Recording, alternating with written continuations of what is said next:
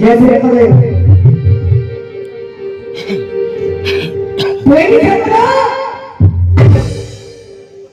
देखिए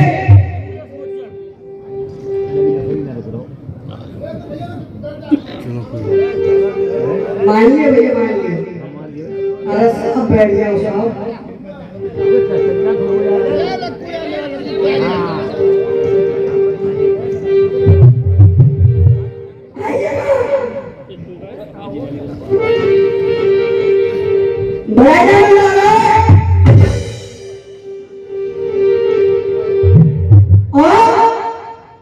कलाकार आपके सामने एक से एक बढ़कर है। मैं पैरों की रत हुआ करके उसके बराबर भी नहीं, लेकिन चाचा जी ये गाना बजाना वास्तव में बहुत उच्च कोटि की कला है। गाना बजाना कोई बाजीगर का खेल नहीं है कि 1 रुपए को 2 रुपए कर दे,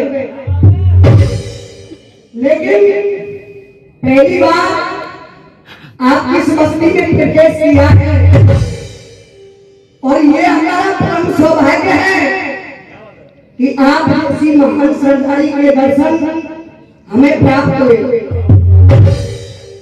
लेकिन बड़ी सुंदर बात लिखी है कवि ने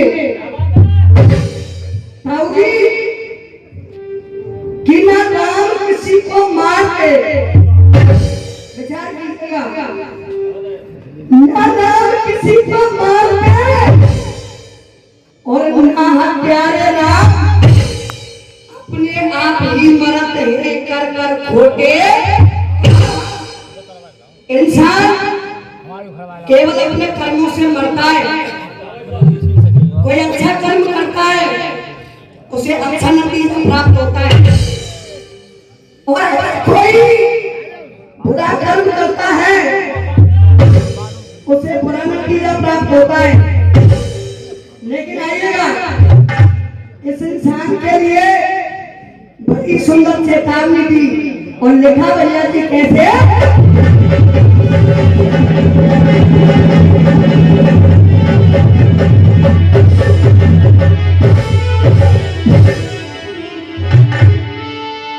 और देखो आप साथी सुन रहे हैं, लेकिन कुछ हटके लेके चलूंगी, विचार करना।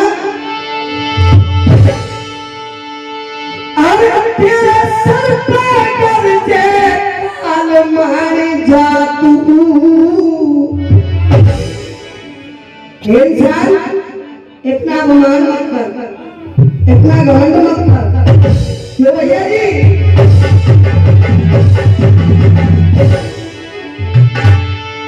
और तेरे सर पे कर्जे काल मार जा तू, और मत चले अदा की जा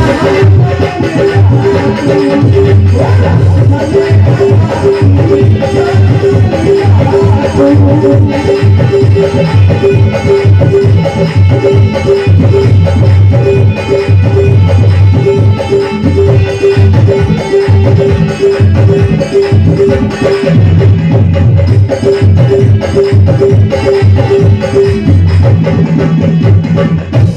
विचार कीजिए, पहली बार के अंदर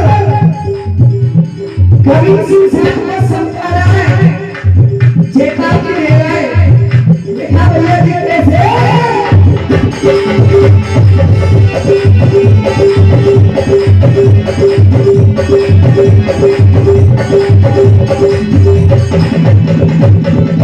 बताया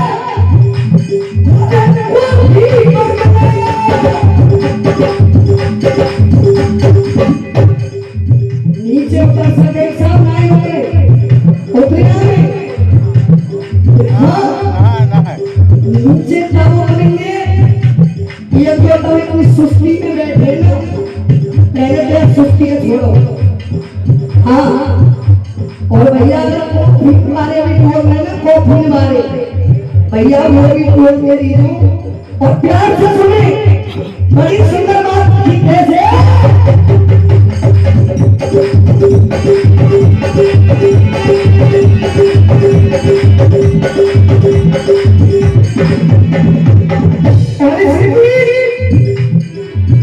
ये 100 रुपए का सम्मान खाते के बड़े भाई मेरे का बहुत धन्यवाद कैसे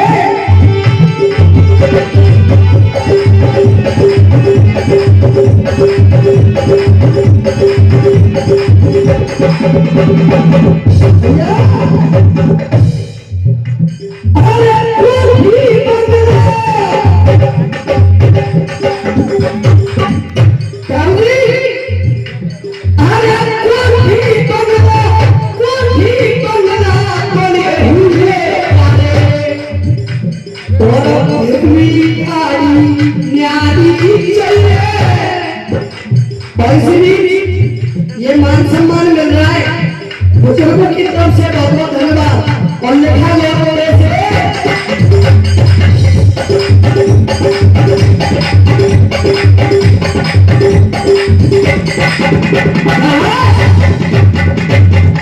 एक बात बताओ साहब इसके रुपया में कोई बात में के लाए बात सकता है अरे बोलो ये भी नोट मैं दिख रहा हूँ और ये क्या रुपए का सम्मान आदमी बड़े भाई दे रहे बहुत बहुत धन्यवाद और ये फिर से सम्मान मिल रहा है आशीर्वाद चाहिए और लिखा कैसे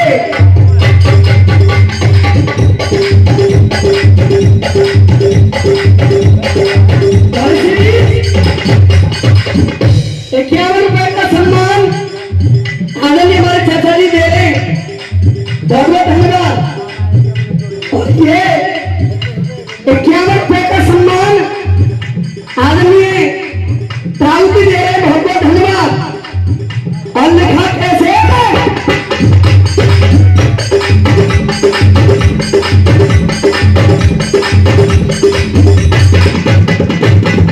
भैया जी भारत को भी बंगला पड़े हुए प्यारे और फिर भी गाड़ी न्यारी चाहिए पूरे दुनिया भर में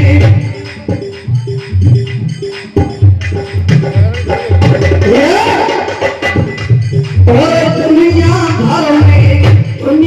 भर में गोल बड़ा तेरा बहुत बड़ी सरदारी चाहिए बहुत लंबी गर्दन चौड़ी छाती संग में सुंदर नारी चाहिए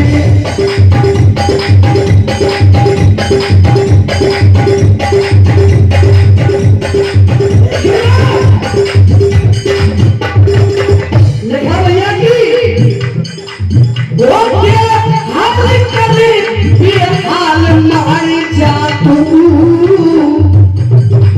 और भैया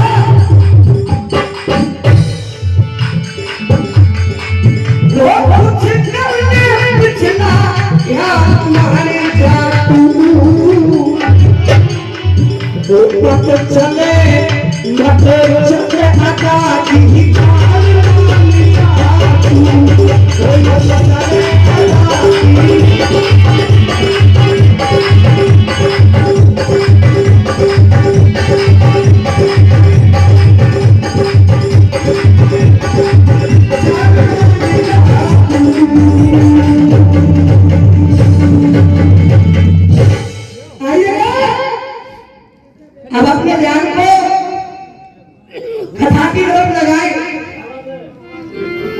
चाचा जी रामायण आपने काफी सुनी है, महाभारत आपने काफी सुनी है, लेकिन आइएगा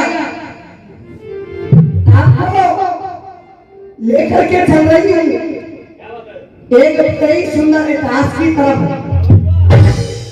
आप सभी ने जूनागढ़ राजधानी का नाम जरूर सुना होगा। सभी से निवेदन करूंगी मंच को अपने ध्यान को मंच की तरफ लगाए। जूनागढ़ राजधानी वही राजधानी जहां पर नरसिंह जी ने रामा के लिए भात फहराया था। उसी जूनागढ़ राजधानी के अंदर एक राजा राज किया करते थे। राजा का नाम था चंद्रगुप्त राजा, जो कि एक बड़ा ही बलशाली राजा था।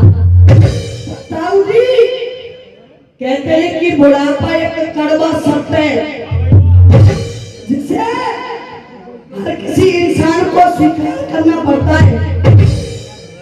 चंद्रगुप्त राजा के लिए बुढ़ापा आ गया।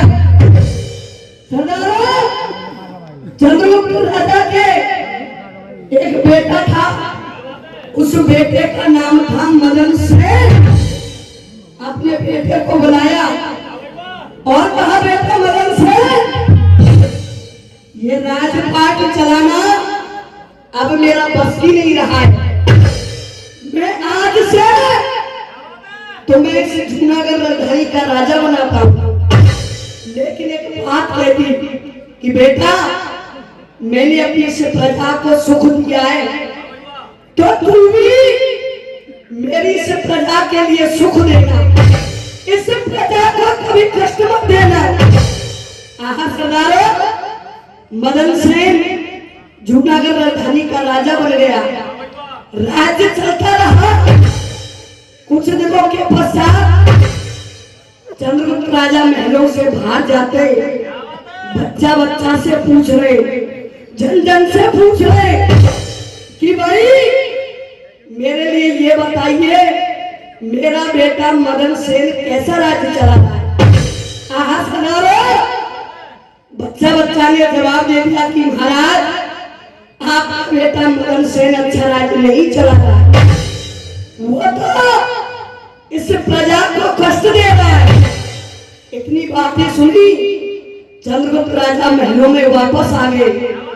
अपने बेटे को बुलाया और कहा, मदन सेन, तूने मेरी इस प्रजा को कष्ट दिया, मेरी इस प्रजा को दुख दिया, चला जा इस जूनागढ़ राजधानी को छोड़ करके। मैं तेरे लिए 12 वर्ष का देश नकारा देता हूँ। सरदारों, जैसे ही 12 वर्ष का देश नकारा दिया, मदन से हताश होगा। कहा, पिताजी